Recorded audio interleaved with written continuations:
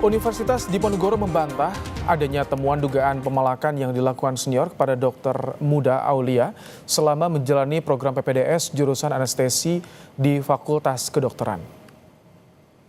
Salah satu guru besar Fakultas Kedokteran Undip yang juga dokter spesialis bedah saraf, Zainal Mutakin menegaskan uang 30 juta hingga 40 juta rupiah yang diminta kepada mahasiswa PPDS bukan pemalakan.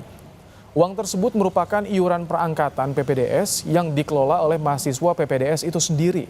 Besaran nominal iuran berbeda karena disesuaikan dengan ketentuan prodi masing-masing. Nanti setelah tahun berikutnya dia mendapatkan uang yang dia tabung itu kan.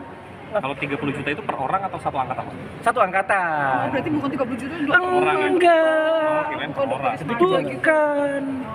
Ya, itu kita ngomongin bahwa uang itu mereka kelola sendiri kok, bukan dikelola oleh seniornya atau departemennya atau apa, bukan. Dan itu kesepakatan tiap bagian akan beda karena siklus kerja tiap departemen tidak sama. Bagian rehabilitasi medik, bagian patologi klinik, patologi anatomi, radiologi, mereka bisa jam 12 makan siang keluar bisa.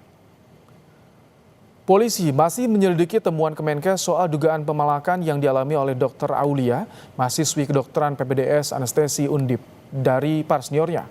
Kabid Humas Polda Jateng Kombes Hartanto mengatakan hasil investigasi dari Kementerian Kesehatan telah diterima oleh penyidik. Polisi mengatakan nantinya temuan investigasi itu akan digunakan oleh penyidik Direktorat Reserse Kriminal Umum Polda Jateng untuk mendalami dugaan perundungan yang dialami Dr. Aulia.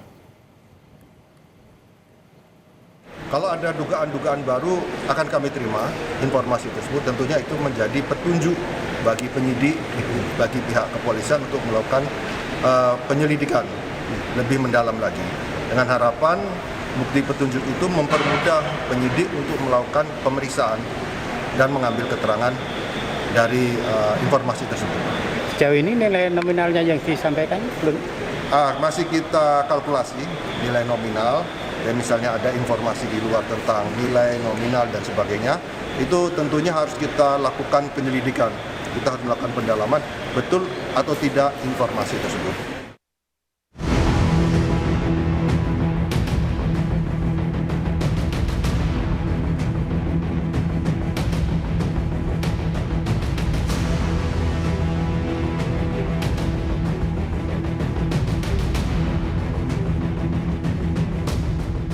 Kasus perundungan di program pendidikan dokter spesialis PPDS Universitas Diponegoro Semarang kini meluas kepada dugaan pemerasan. Menurut Menteri Kesehatan Budi Gunadi Sadikin, kasus Dr. Aulia Rizma Lestari bukan satu-satunya. Perundungan dinilai sudah keterlaluan, mulai dari fisik, mental, finansial, bahkan pelecehan seksual. Dan perundungan ini kan sudah keterlaluan.